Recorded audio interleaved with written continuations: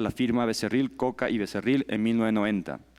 A partir del 2001 fue director de Administración de la Propiedad Industrial y a partir del 2009 se incorporó como socio a la firma y en el 2010 asumió la presidencia de la misma.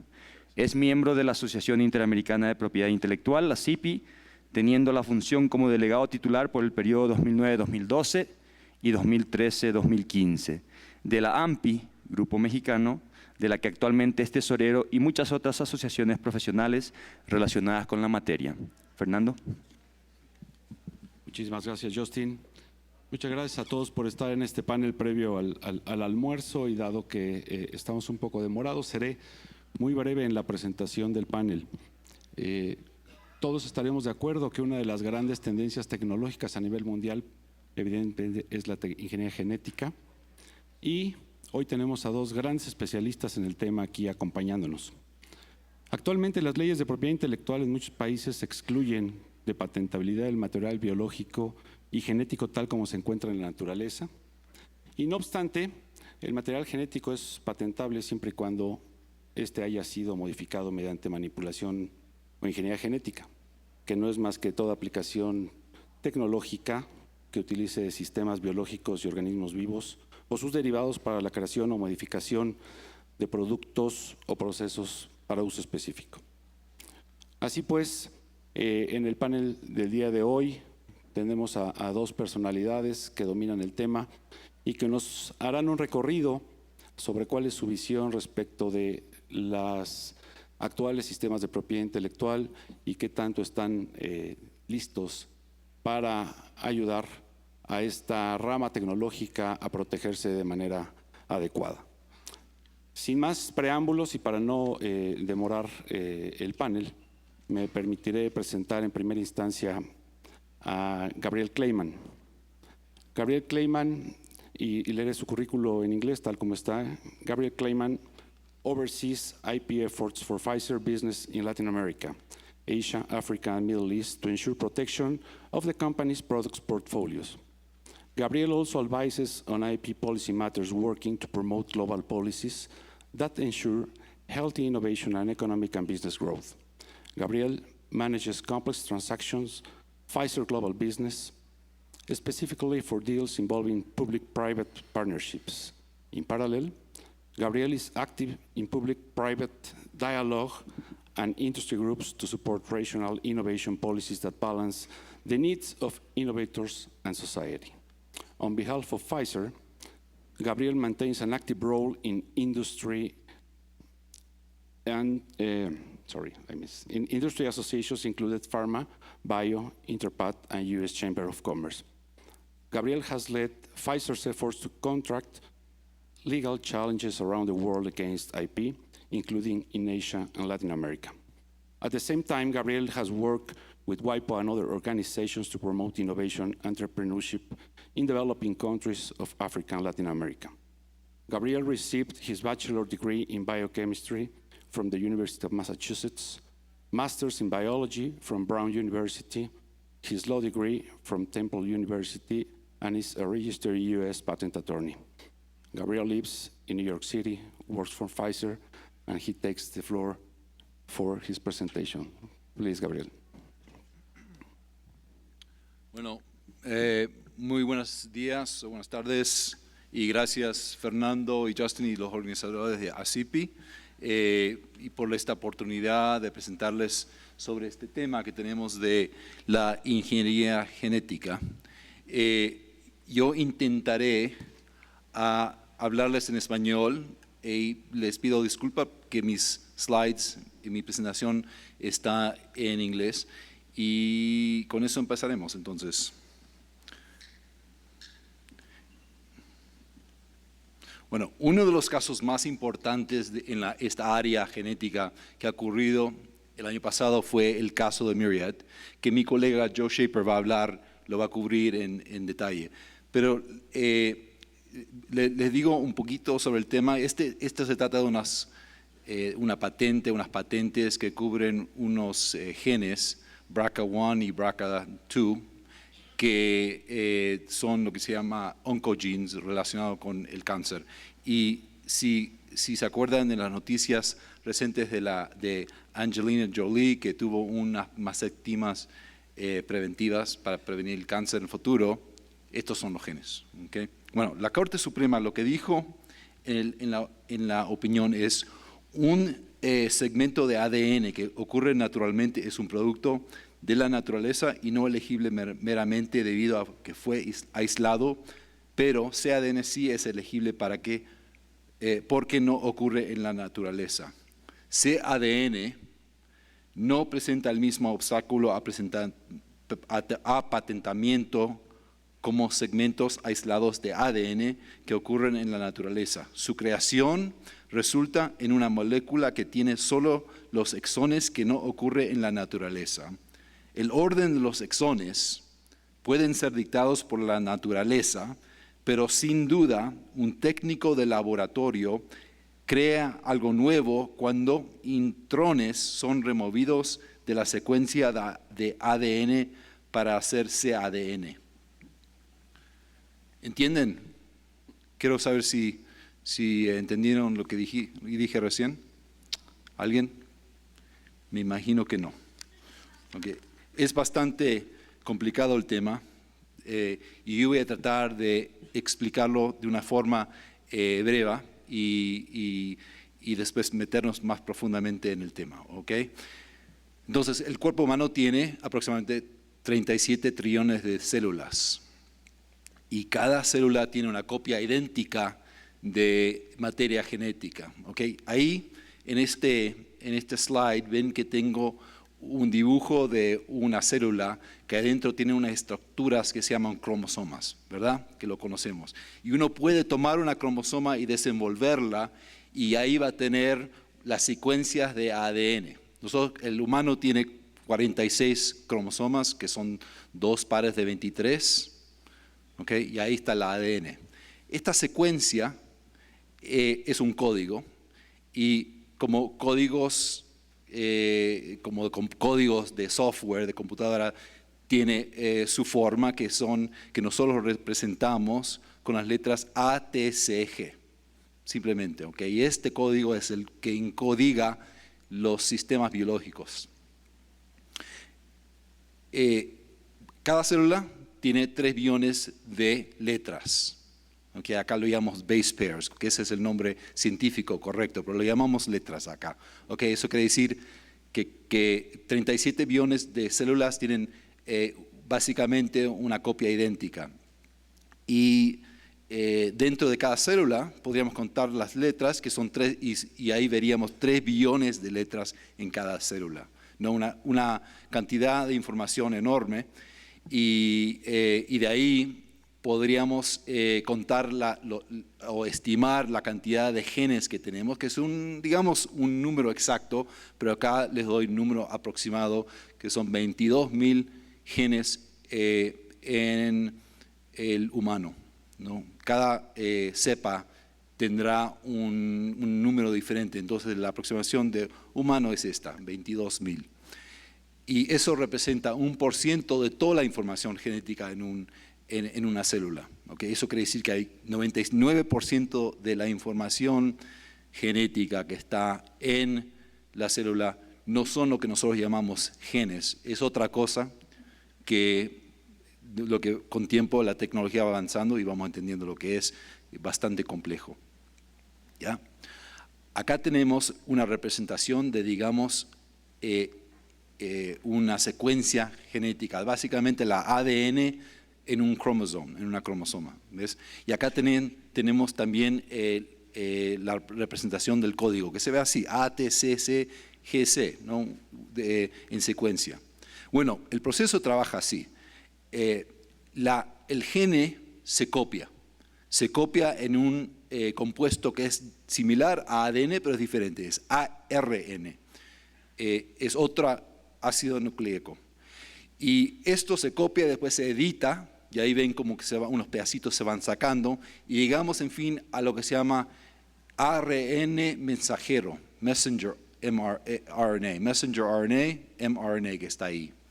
¿Okay? Ahora, el goal de todo esto es en fin crear proteínas. Y ahí vemos. Entonces, el proceso es primero copiar lo que llamamos transcribe, y segundo, translate, que es translate. Okay? Entonces, ahí, en fin, tenemos la proteína. Un científico podría tomar la mRNA y hacer una copia de vuelta a DNA. Ahí tenemos cDNA, copia ADN. Eso es un artículo artificial hecho por hombre, por humano, ¿verdad? Man-made, y un técnico lo puede hacer. Pero lo importante saber es que cuando tenemos la secuencia genética ya, es obvio cuál va a ser la secuencia de una cADN. Es decir, la secuencia de RNA mensajero que crea la cADN es obvio, basado sobre la secuencia que tendríamos que entender de los estudios que se hacen científicos. Ahora les voy a decir la razón que existe todo este sistema complejo es porque la ADN está dentro del núcleo. ¿Se acuerdan la foto que recién les mostré que tiene un dibujo de una célula? Los cromosomos están dentro de un núcleo, pero esa información tiene que salir afuera del núcleo y se usa este sistema de mRNA, el sistema biológico usa este sistema de copiar y para transferir la información afuera del núcleo para unos mecanismos que existen afuera del núcleo para crear las proteínas, ¿okay? Simplemente. Ya. Estas son proteínas, la base de la vida, ¿okay? Que tienen muchísimas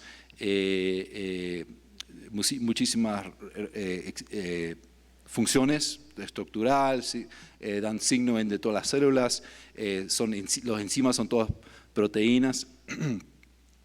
Y en nuestras industrias, las proteínas muchas veces son los marcos, los targets de los productos químicos como drogas en nuestro caso, en el caso de mi industria, que es biofarmacéutica. ¿Okay? También las proteínas mismas pueden ser medicinas, ellas mismas. Por ejemplo, la insulina, los anticuerpos monoclonales, son todos proteínas que se usan, que se inyectan para que tengan su uso como medicamentos. ¿Ya?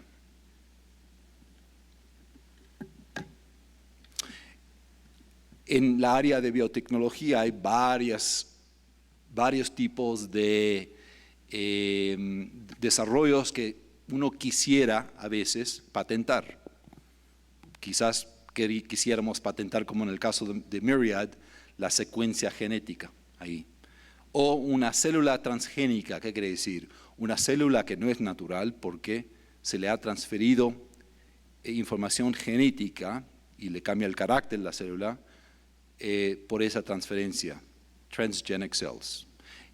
Podríamos transferir también animales transgénicos. Por ejemplo, acá hay una foto de lo que se llama Glowfish, que es un producto que se vende y estos peces echan luz, ¿okay? O por lo menos son fluorescentes.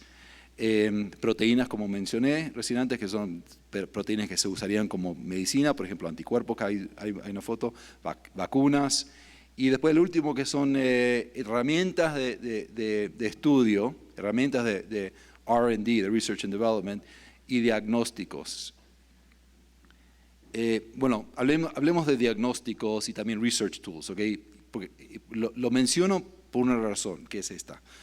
Mi compañía Pfizer, nosotros desarrollamos y producimos medicamentos, pero no tenemos como productos lo que se llama diagnósticos. Pero nos importa mucho, porque acá tenemos un ejemplo donde habría una población de pacientes. Los productos no trabajan necesariamente a toda la población. Y con una área nueva que se llama medicina precisa, o a veces es personalized medicine, medicina personalizada, podemos enmarcar pacientes específicos para tratamiento. Eso nos ayuda de muchas maneras, de muchas formas. Tenemos maneras de conseguir los pacientes que sean, donde el producto sea más eficaz, para ahorrar recursos, para asegurar que haya tratamientos que sean eficaces y y esto es la forma que ha cambiado la medicina. Y en esta área es necesario a veces patentar y incluye en estas cuestiones de ingeniería genética, porque estamos hablando en muchos de estos casos de características genéticas de individuos que los hacen más abiertos para un cierto tratamiento. Entonces es un área muy caliente estos días de medicina y de nuestra industria.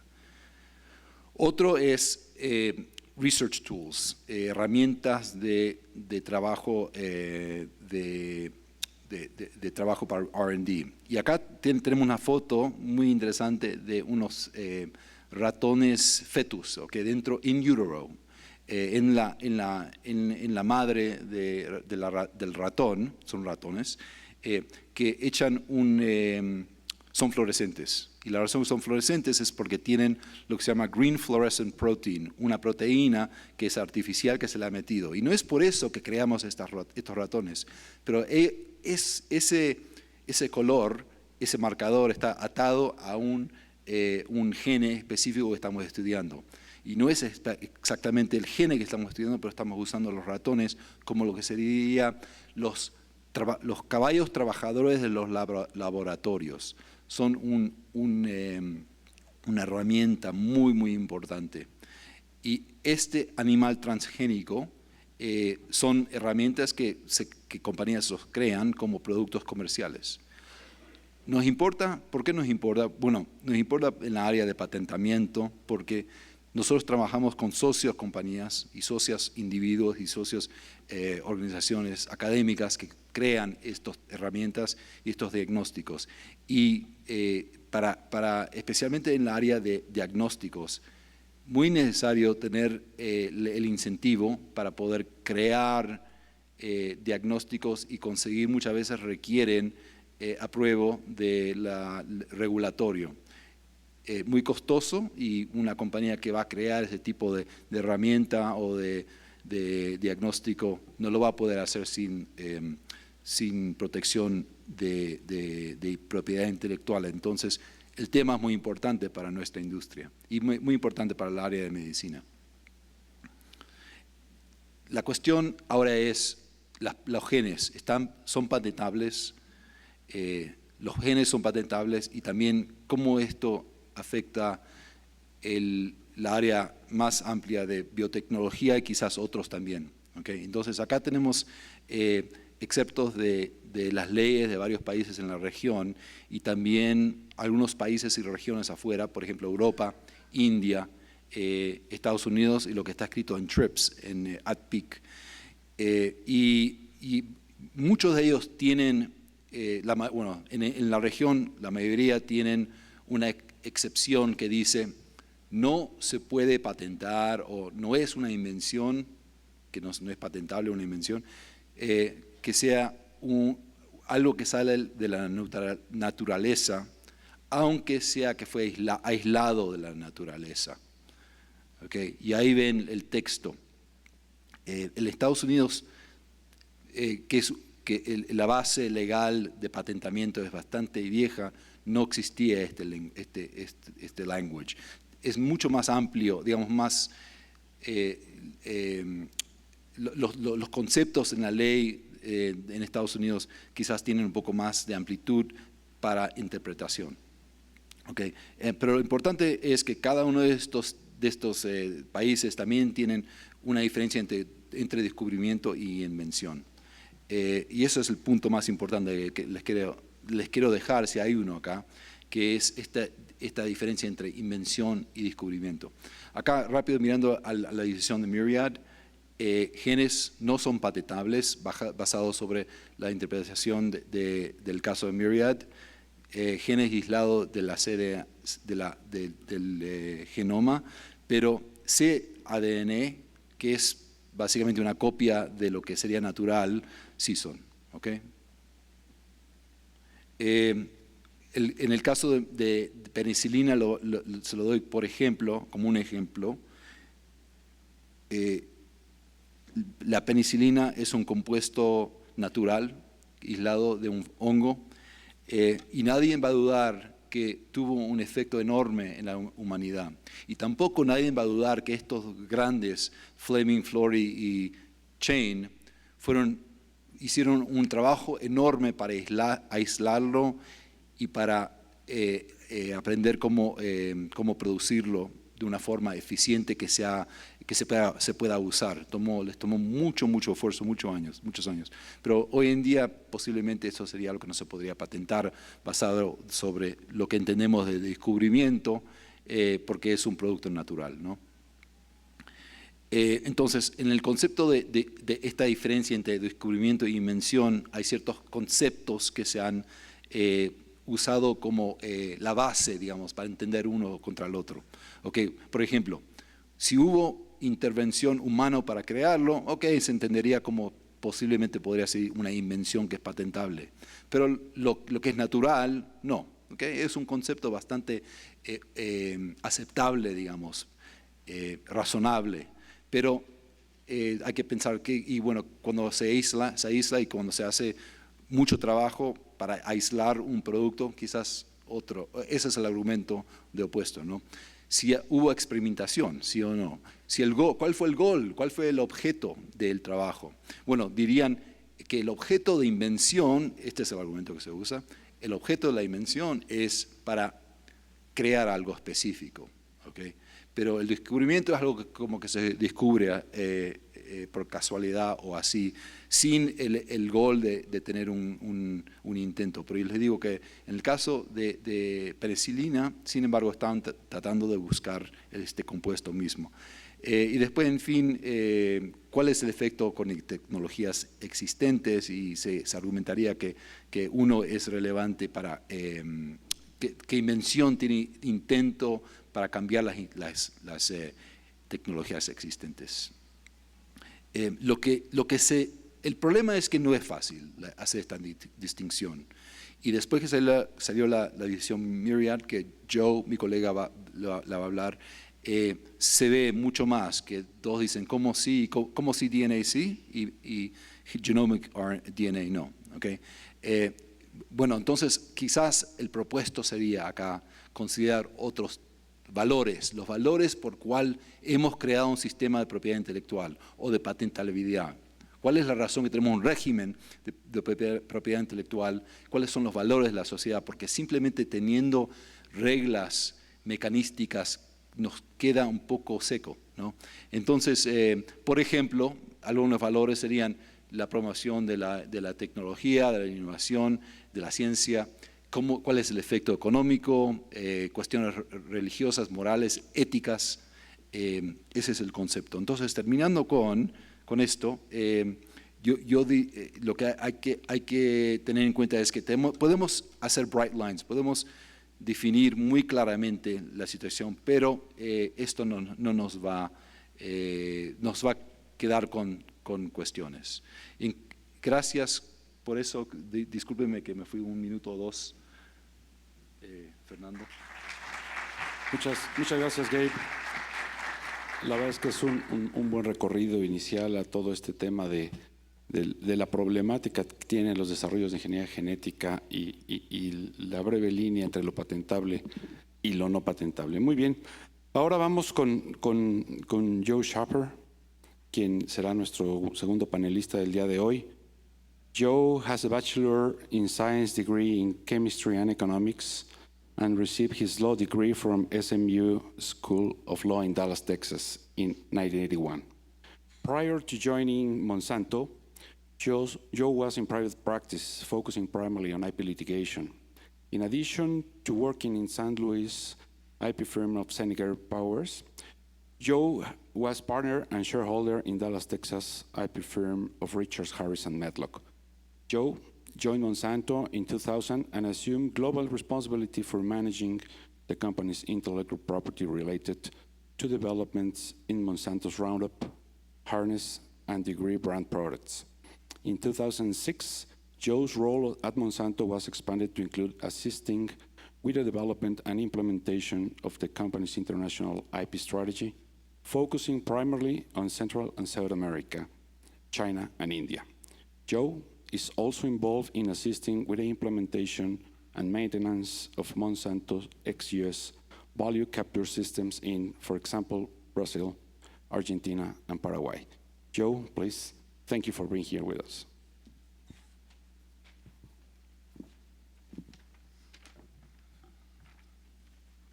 I need this to figure out which button.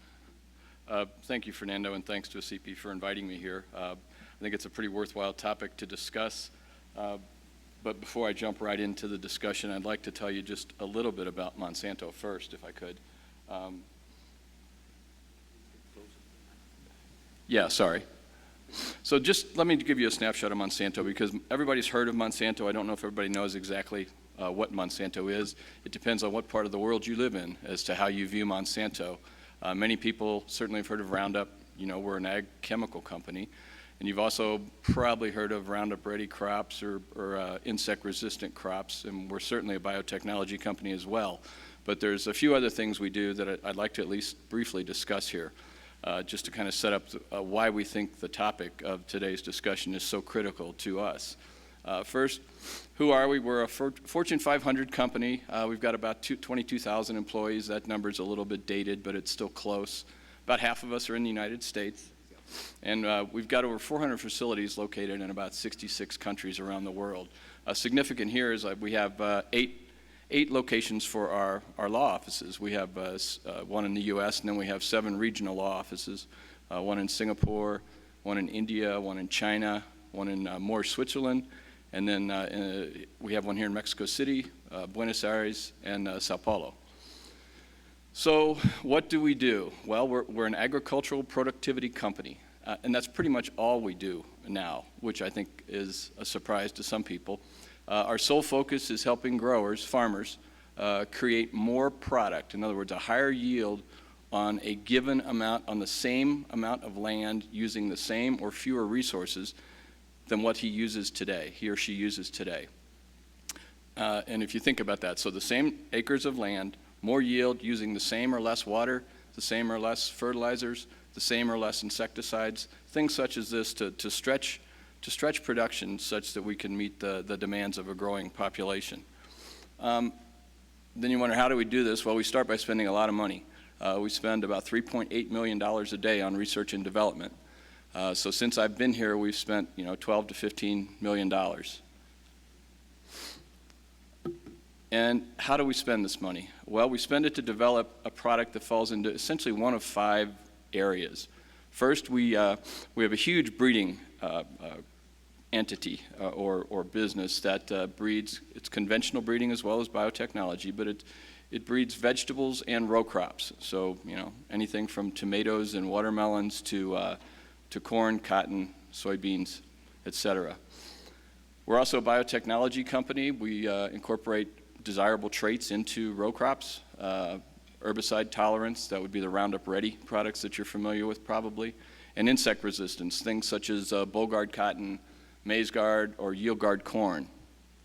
And then we still have a very vibrant ag chemical business. Roundup is still a very popular herbicide. It's still the most widely used herbicide in the world, and I would say still the safest, if not one of the safest, if not the safest herbicide that's currently used. We also have Degree, which is an acetochlor or chloroacid anilide-based product. And then the newer technologies that we're into are these ag biologicals. These are microbials. They're microbes. They're found in the soil. Every teaspoon of soil has literally millions of microbes in it. And microbes are things such as fungi, bacteria, and even mold. And the object there is to find microbes that will function as essentially a probiotic for a plant. Humans take probiotics to help with digestion, etc. Plants need probiotics as well to help them digest nutrients and to help them withstand stresses such as drought or extreme heat. Other projects that we're involved in include the WEMA project, which is Water Efficient Maize for Africa. It's where we provided our drought-tolerant technology for free to the sub-Saharan growers, corn growers in sub-Saharan Africa. Project Share, Produce and Preserve, Honeybee Health. We're on the Honeybee Advisory Committee or Council. There's a lot of information about many of these projects on this website, discover.monsanto.com, that I would encourage you all to go to. It's not Not everything on that website is favorable to Monsanto. You can find whatever you want, as you can imagine. And you can ask questions if you want. You can post them. I don't think you can do it anonymously, but I'm not certain. I think we want to know that you're a real person. You're not just some anti-biotech entity that is just trying to give us a hard time. We want legitimate questions from real people. So I invite you all to take a look at that. So we spend all that money on research and development. We need to protect it somehow. And the most obvious way to protect that is with patents. And the patent system really serves two functions, in our view at least. It provides incentive for the research and development that we do, and then it advances the art by eventually making those inventions available to the public for free. There's a quid pro quo that the inventor has with the patent office when he invents something. He has to disclose to the patent office how to make that invention in a manner that would enable one of skill in that art to actually make that invention. In return for that, he gets a right to exclude others from making and using and selling that invention for a limited time, and it's normally 20 years from the date the application is filed. So most countries have a patent system that provides some type of protection for these ag biotech inventions. Some allow patents directly on the transgenic plants or seeds themselves, places such as the United States, Europe for transgenic plants, and Australia. Others allow patents directed to the transformed plant cells. Gabe explained how we, not really how we do the transformation, but the plant cell is no longer the way it existed in nature. We've done something to it. We've inserted a gene of interest that would hopefully be beneficial to the plant that we've put it in. These include countries like Canada, China, and sometimes India. Sometimes they allow the claim, sometimes they do not. And then recombinant DNA and transformed DNA molecules. Promoters are effectively, I think of them as the gas pedal on your car. They sort of tell the gene how much or how little to express itself, or at least they assist in that function. Vectors, optimized transit peptides, those are all patentable most places in the world. In the United States, I'll talk about that one briefly. I'll go through this pretty quickly. To be patentable, an invention has to be directed to patentable subject matter. So it has to fall into one of four categories. It has to either be a process, a machine, an article of manufacture like a chair or table, something like that, or a composition of matter. It has to be novel. It's got to be new. You can't invent something that somebody else already invented. And it also has to be useful. It has to have utility. In other countries, or most countries of the world, this is referred to as industrial application. There's got to be a use for the thing you've invented. And it's got to be non-obvious. Other parts of the world consider this inventive step. They're very similar. The analysis is different, but I think you normally, not always, but normally you'll come to the same result that if something's not obvious, it involves an inventive step, and if something involves an inventive step, it's usually non-obviousness. And then the U.S. Patent Code also requires that you describe your invention in a manner sufficient to allow one of skill in the art to make it.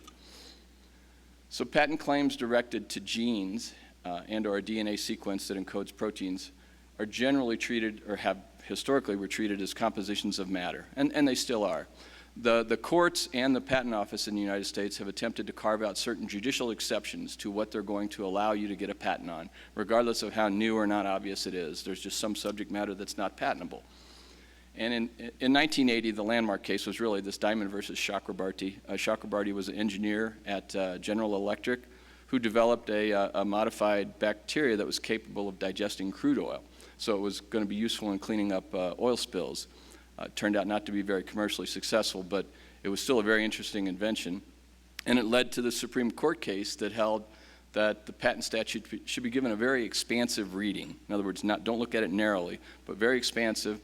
And this quote that appears here is one of my favorites. The court eventually said that patent-eligible subject matter includes anything under the sun that's made by man. I don't think they intended to exclude women, but that was the language that was used in the case. So following Chakrabarty, lots, and I do mean lots, of patents were issued in the United States directed to isolated genes, isolated DNA. It was DNA that had occurred naturally in nature, but the inventor had found a way to isolate that material, take it out of that naturally occurring DNA and isolate it, sometimes purify it. And there are many, many patents that issued directed solely to isolated DNA or isolated genes until June 13th of last year, of 2013, when the Supreme Court decided the Myriad case that Gabe mentioned. And in Myriad, the main question was whether or not genes that had been isolated from the human body were patentable. And these were these BRCA1 and BRCA2 genes that are used in detection kits to detect breast cancer in women. The district court held that the patent was invalid because it was drawn to non-patentable subject matter, said that the isolated genes themselves were not patentable. The Court of Appeals for the Federal Circuit reversed, and consistent with the reasoning of the Chakrabarty case, held that those, even though they were isolated from naturally occurring material, those isolated genes did not exist as isolated genes in nature. They had to be an active man or woman was required to isolate those genes. The Supreme Court reversed and held that a naturally occurring DNA segment is a product of nature and it's not patent eligible merely because it's been isolated. So they didn't decide that it was non-obvious or it didn't involve inventive step or that it wasn't novel. They just said it's not even patentable subject matter no matter how novel or inventive it otherwise was. So the impact of Myriad, and Mayo was another one. I don't know if I took that out or not. There. Oh, that was it. Mayo's an interesting case. It was decided near the same time as Myriad. It was more directed to a method of treatment of a patient where to treat this particular gastrointestinal order. It's a two-step method. The first step was you give the patient a drug, and then you wait a certain amount of time, and then you take a blood sample and you detect the level of a metabolite of that drug that is in the patient. And from the level of the metabolite, you decide whether or not to increase or decrease the dosage of that drug. And the court thereafter, it went to the Federal Circuit twice, actually. But the Supreme Court ultimately applied a four-step test and held that that was not patentable, that the claim method was really just tried to claim an unpatentable natural correlation, in other words, a law of nature, so to speak. So it was interesting, and because they were decided at the same time, the Patent Office issued guidelines because this was, I don't know how you could dispute it, this was a change in the law in the United States, a law that had sort of been accepted for over 30 years by most biotech companies. And they issued guidelines to explain to the examiners how they're supposed to now examine patent applications that include claims that directed to isolated genes or something very close to what an isolated gene claim might look like. And it's important to note that these guidelines are not law, they're not legally binding on the courts, but they do instruct the patent examiners how to examine patent applications. And the guidelines essentially lay out a three-part test for the examiner to follow to determine not whether the invention is new or useful or non-obvious, but just whether or not it's even directed to subject matter that is capable of getting a patent on. The first step is pretty simple. You look at the claim, and the claim defines the invention in a patent. You look at the claim and see if it falls into one of the four statutory categories listed in Section 101 of our patent code. In other words, is it a process, is it a machine, is it an article of manufacture, or is it a composition of matter? If the answer is no, the examiner's done. He checks the box, he issues a rejection to the patent applicant. It's not directed to patentable subject matter, it's rejected under Section 101 of the U.S. Patent Code. If the answer is yes, he's got to keep going. He's got to go to step two. Step two is you ask, is the claim directed to one of these judicial exceptions to what it would otherwise be patentable, patent-eligible subject matter for some public policy reason? And if the answer is no, then it fell into one of the four categories and it's not directed to one of these judicial exceptions, so it is patentable subject matter. Now the Patent Office has to go determine whether it was new and non-obvious. If the answer is yes or maybe, the examiner has to go to step three, and step three is really where the problem is here, or where a lot of the uncertainty lies. Because then you have to ask, does the claim as a whole recite something that is, quote, significantly different, close quotes, than one of the judicial exceptions? In other words, essentially they're saying, is it just a natural product or just a law of nature? If the answer is no, it's not eligible for patent subject matter, and again, the case is rejected under 101 and the Patent Office is done with its job. If the answer is yes, the claim is directed to patent eligible subject matter, and then it's examined under the novelty and non-obviousness requirements as well. So there was a lot of reaction, as you can imagine, after the Myriad case came down, and a lot of this was, a lot of concern was voiced about the uncertainty created by the Myriad holding, because there are a lot of natural product discoveries, as Gabe mentioned some of them, insulin's a big one, a lot of natural product discoveries that may not now be patentable.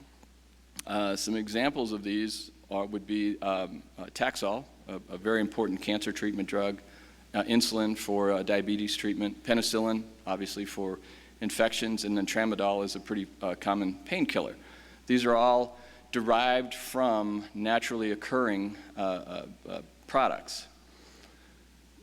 So even the Patent Office has acknowledged that there were some problems, or that the response to the Myriad guidance to the Patent Office has been quite unfavorable, because the big argument is it went farther than what Myriad did even. It seemed to take away patentable subject matter more so than what the Myriad holding actually required. So as a result, the Patent Office has announced that it's going to issue some revised guidelines, and as of a couple weeks ago, they said this would be very soon. They've been saying they're going to come out for quite a while now. So the question on Myriad is really to be continued, but here's just an update. This is actually as of September. I did not check right before I came, but several companies entered them after the Myriad patents were invalidated by the Supreme Court. Several companies jumped in and started using these diagnostic testing kits using the BRCA1 and the BRCA2 genes for diagnostic testing of breast cancer. Myriad sued several of them, and its case against one of the companies, GeneDx, alleged infringement of 16 different Myriad patents. So while Myriad lost its patents on the genes per se, it still had a number of other patents that involved the kits and the methods, et cetera. The more interesting thing is that GeneDx has now gone back to the Patent Office and requested the Patent Office to take another look at the Myriad, 11 of these other Myriad patents, to determine whether or not they satisfy the requirements of patentability in the United States. So I did have one other comment or two here that I wanted to mention if possible. Fernando had asked if I would perhaps comment on the correlation or relationship. Oh, by the way, not the rest of the world agrees with Myriad. Australia, as recently as September, the full court of their federal court, in other words, the en banc, the full court decided exactly the opposite. Same claims, it was the same patent, it was the Australian counterpart. Australian court disagreed with the US Supreme Court. So in Australia, you still can get patents on isolated DNA. But the other topic I just wanted to briefly discuss was the relationship between patents and PVP. And PVP is a plant variety protection certificate. It sometimes comes under the heading of a seed law type right that you can get. And what PVPs protect is the underlying germplasm of a plant, of a seed. And so it's that germplasm that comes about through the natural course of crossing and breeding. What breeders do, they breed plants together and create new germplasm that hopefully has beneficial properties from the two plants that they crossed, or the two varieties that they crossed to get that. As the holder of a PVP certificate, so I do this breeding, I apply for a PVP certificate, I'm granted the PVP certificate. That certificate gives me the right to exclude others from doing almost anything with my protected variety. But the PVP statute or the seed law it tells me, the PVP holder, that there's two types of activities that I can't stop somebody else from doing. I can't stop them, or it excludes from my ability to exclude pretty much everything, the ability of a grower to do breeding. There's sort of a research exception under the PVP law that you can breed with my protected variety. And it also says I can't prevent you, a grower, from saving seed for use again on your own land the following year. So again, these rights are granted to me, the PVP holder, and it just says this piece of paper, this PVP certificate, doesn't give me the right to stop you from doing those two things. A patent, on the other hand, grants you the right to preclude others from making, using, or selling the patented thing. If the patented thing happens to be inside of a seed or a plant, it would be like, I don't know if you were here yesterday when Judge Rader spoke, but he talked about the Mercedes-Benz being imported into the U.S., and there was a patent on the taillight. And you could halt the importation of the entire car based on the fact that it included the patented thing. There was no competing PVP law, but it's the same concept. The patent grants me affirmative rights to stop others from making, using, or selling the thing I have patented. The PVP certificate is a different set of rights protecting sort of a different kind of thing. It's that underlying germplasm where the patent in this case is going to be the genetic material that I have taken and inserted into that native germplasm of the plant. So I view them as very distinct rights. Each piece of paper, the PVP certificate and the patent, grant different rights, and they don't conflict. They can coexist quite well, and they do in many countries. They coexist quite well in the United States. As of today, they still coexist quite well in many other countries around the world. So it's an interesting topic that would be worthy of probably an entire panel, but I just wanted to briefly mention it. Thank you. Thank you very much, Joe. Bueno, no me queda más que agradecer a los dos panelistas por haberse acotado a los tiempos que estaban establecidos y que esto nos haya permitido estar razonablemente en tiempo, recuperar la demora que traíamos, pero sí tenemos suficiente tiempo para algunas preguntas que alguien en la audiencia tuviera. Estoy seguro, este tema es altamente interesante para todos nosotros. Este tema de los biológicos que hoy está tan en boga a nivel mundial y que por supuesto, como podemos ver de las dos presentaciones, bueno, todavía tiene sus claroscuros. Estoy completamente seguro que más de uno en la audiencia tendrá preguntas. Por ahí vi algunas manos levantadas, por favor, si me pueden ayudar. Sí, Alicia, por favor. Sí, tengo una pregunta para Gabriel. En su presentación entendí que, de acuerdo con Myriad, DNA no es patentable porque es un producto de la naturaleza, pero el cDNA sí sería patentable. Pero también Gabriel mencionó que cDNA es obvio, ya que conocida la secuencia de DNA, cDNA es obvio. ¿No sería contradictorio con criterios de patentabilidad? Gracias por la pregunta. Bueno, no es que cDNA es obvio, es que una vez que la secuencia de la de DNA genómica se sabe, publicada, entonces la cDNA, la secuencia de las ADN va a ser obvia. Requiere simplemente un trabajo técnico o una computadora lo puede convertir a una cDNA. Sin embargo, hay que pensar que cuando ocurrió el secuenciamiento de todo la genoma, el proyecto grande en Estados Unidos, hace ya, debe ser 15, 20 años que se completó, ese proyecto secuenció todo el genoma, ¿no? Y de ahí, sin embargo, uno podría ver dentro de la genoma los 22.000 genes que existen en la genoma. Pero eso no, solo con eso no nos dio la posibilidad de patentar algo cuando no sabemos para qué es, cuál es la función del gene, ¿no?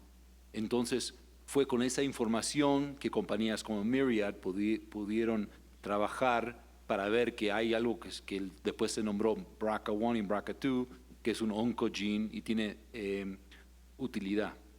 Okay. Entonces, sí, en fin, la cuestión quedó no si es obvio o no, aunque la secuencia ya se había publicada. La cuestión quedó si esto es materia que es patentable bajo de la ley americana o fuera de Estados Unidos también. Espero que sea claro, porque entiendo que técnicamente es un tema bastante complejo. Alicia. gracias. Bien, por allá tenemos alguna otra pregunta, ¿sí? Buen día. Primeramente, una felicitación a los expositores. Realmente nos han ilustrado en forma clara y precisa sobre un tema tan complejo y sobre todo tan discutido. Tengo dos preguntas en realidad. La primera, saber si es que alguno de los panelistas conoce qué es lo que está sucediendo en la Unión Europea con este tema.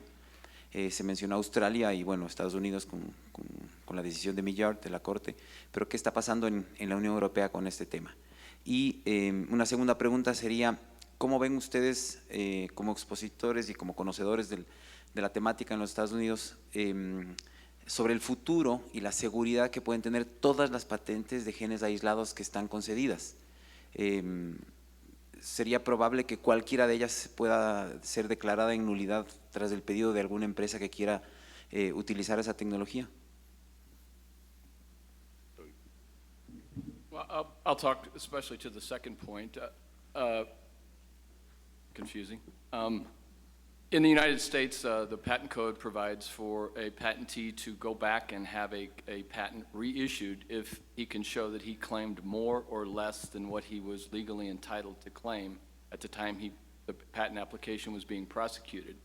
I think there's a fairly good argument that could be made that if at the time the patent application was being prosecuted, you didn't know that isolated genes per se were no longer going to be patentable, you would have claimed something more or something less than that did fall into that category of patentable subject matter. So I think there's a good basis for at least seeking reissue of those claims and adding, as long as there's enough description in the specification of the application to support such a claim, to go back and amend those claims and have them directed to something that is even patentable under the Myriad case. As for Europe, my understanding is Europe is not perfectly clear. You saw Gabe's one slide that said Europe does not allow these patents on the basis of moral, I forget the words that were used, but it's not perfectly clear whether or not, and I think many people think that they probably would still be patentable in Europe. They are certainly in Australia. I think, as far as I know, they still are in Japan. There's a number of countries that still allow patents directed to isolated DNA sequences because, again, I think the prior rulings were correct. Those sequences did not exist in an isolated form in nature prior to the patentee doing that. So, I don't believe, although I could be wrong about this, I don't believe, no, voy a cambiar en español, no creo que en Europa hubo todavía una decisión diciendo que una gene es un descubrimiento, pero creo que eso sería la base de una decisión. Pero lo interesante es en esta área de descubrimiento, hubieron dos casos de patentes en la área de biotecnología relacionados con animales transgénicos. En uno de ellos, la decisión fue que era patentable, era el ratón Oncomouse de Harvard.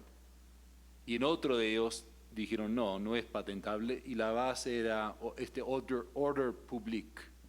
Así que me parece que esa sería por lo menos una parte de la discusión en Europa, que no es simplemente cuestión de qué es lo que es un descubrimiento, pero también este tema de valores éticos y cómo lo ven los europeos. Y similar también en el área de embryonic stem cells, hubo una decisión grande relacionada con WRF, con la Universidad de Wisconsin, donde en fin, después de mucho trabajo, mucho pelean en Europa, se decidió que era contra, digamos, cuestiones éticas, ¿no?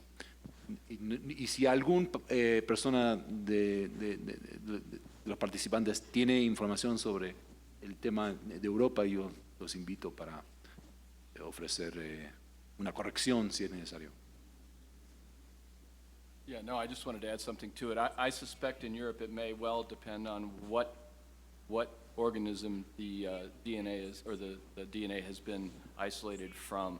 I don't suspect that there's a ban on patenting of isolated DNA. I don't think they would grant a patent on DNA isolated from a human. I think it might depend on, I don't know that it should, but it might depend on from the organism from which that DNA was isolated. ¿Alguna otra pregunta? ¿Alguien más? Allá atrás, por favor.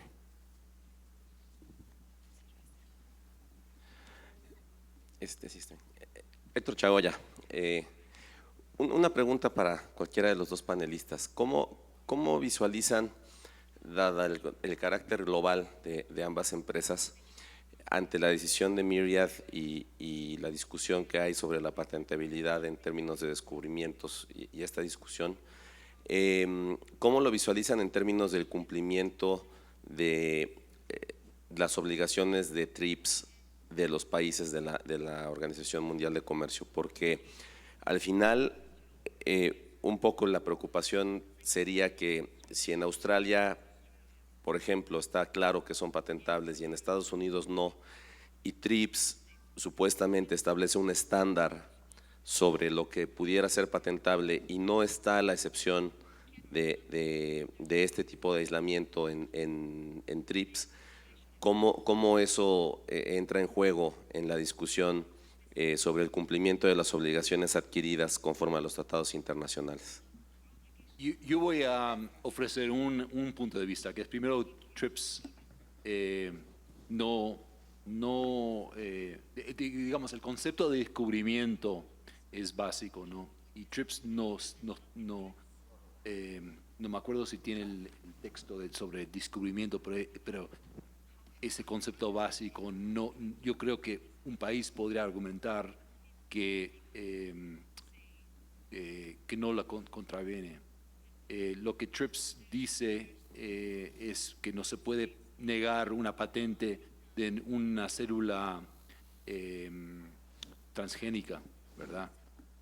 Entonces, ahí tenemos unos ciertos ¿cómo se dice? Fines. We have certain limits. Tenemos límites, ciertos límites dentro de TRIPS.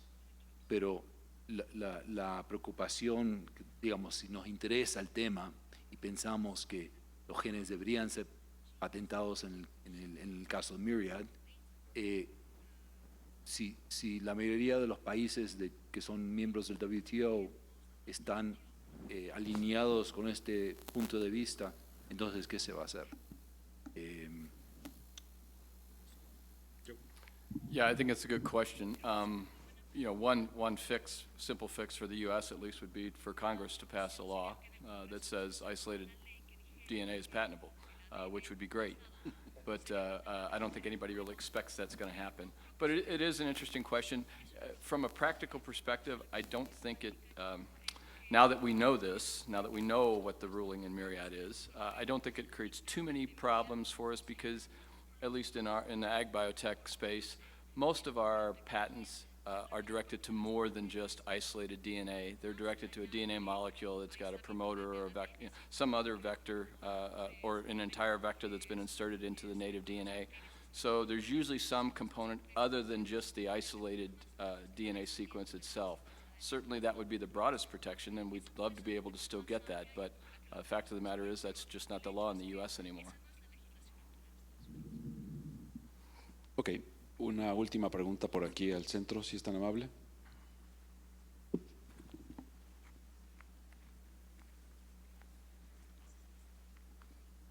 Gracias. Alejandro Luna de Olivares, en México. Una pregunta para cualquiera de los dos panelistas. Estas dos resoluciones, ¿qué tanto han impactado en las estrategias de la estructura o la redacción de reivindicaciones de patentes relacionadas con estas tecnologías? Bueno, Alex, te respondo primero que tenemos confusión, porque no es claro la base y cómo se va a tratar esto. Por otra parte, para nuestras, bueno, por lo menos para mi compañía, no patentamos research tools y no patentamos diagnósticos generalmente. Bueno, en el área de research tool, de una herramienta que se podría usar para el desarrollo de un producto, quizás una compañía farmacéutica no va a querer patentes porque eso impediría el trabajo o quizás podría crear una situación de stacking royalties donde los productos que se van desarrollando usando esa herramienta ahora le deben al innovador por uso de su innovación. Entonces siempre ese conflicto ha existido. Y también diagnósticos. Para nosotros nos importa mucho el área de diagnósticos porque son muy importantes para muchos de nuestros productos. Por ejemplo, Zalcor, que son un antioncológico que va junto con un diagnóstico. No se puede usar. Necesitamos que las compañías de diagnostic companies puedan crear estos productos y tengan el incentivo y que no, después que lo han creado, lo han desarrollado, un competidor pueda salir enseguida al mercado y les pare on the tracks, ¿no? Y es un tema que nos parece va a ser muy complejo y sin embargo es exactamente el problema que existió en Myriad, que es la secuencia genómica es la que necesita ser patentada, porque la cDNA no es usable, ¿no? Y después ahora tenemos cuestiones si el diagnóstico mismo, el proceso del diagnóstico, se va a poder patentar. Así que tenemos problemas de los dos. Yeah, I think that's right. I do still think some of the processes in the diagnostic and the kits themselves would still be patentable because they incorporate things other than just the isolated DNA sequence. I don't suspect there's going to be an expansion of the Myriad holding. It was broad enough as it was. So far, the only entity that really has taken an expansive view of the Myriad holding has been the U.S. Patent Office. None of the courts have done that yet, so hopefully they won't go that route either. But again, most of our, you ask if we change strategy. So we certainly include claims that aren't directed solely to isolated DNA. We include other biological components or elements within the scope of the claim that hopefully are necessary for the commercialization of that gene in some product. Yeah, un comentario más. Si alguien dice que les vino sorpresa que se podrían declarar no patentables los genes, creo que no estarían diciendo la verdad, porque yo me acuerdo ya 10 años atrás, 15 años atrás, cuando teníamos este tema enfrente nuestro, y siempre, como dice Joe, escribíamos las reivindicaciones de una forma para tratar de cubrirnos de una forma más amplia por si acaso los genes se declaren no patentables. Muy bien, muchas gracias. Thank you, Joe. Thank you, Gabe. Como podemos ver, este es un tema que todavía tiene mucho hilo. Son dos grandes compañías que han estado aquí proponiendo sus ideas. Como bien sabemos, son industrias en donde hay una gran inversión de recursos, en donde ahora la tendencia de productos biológicos es importante. Hacia allá van muchos de los desarrollos y todavía nuestros sistemas de propiedad intelectual tienen mucho por hacer y encontrar la mejor manera de equilibrar la situación. Muy bien, les agradezco a los dos, les agradezco a todos por haber estado aquí, un poco retrasados en agenda, pero bueno, hemos recuperado algo de tiempo. Ahora viene el almuerzo y por la tarde continuaremos con el panel de marcas no tradicionales. Muchísimas gracias a todos y a ustedes dos también, muchas gracias.